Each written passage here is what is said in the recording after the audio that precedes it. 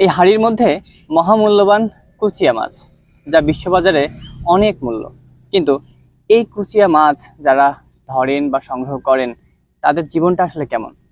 আমার পাশে শাকা ভাই সকাল থেকে কুচিয়া মাছ ধরছে এবং এই মুহূর্তে সে মাত্র 3 পিস মাছ সংগ্রহ করতে পেরেছে।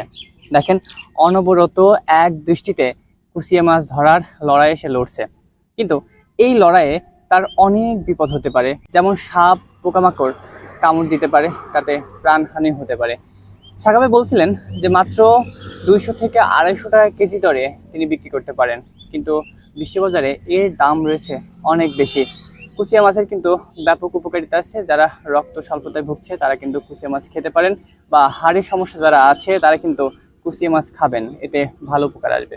না, আগের মতো পাওয়া যায় না, এখন কম পাওয়া যাইতেছে। বিপদ তো আছে, বিপদে সাপে ধরে কামড়ায়, সাপের ভয়টাই বেশি, তাদের ভয় নেই।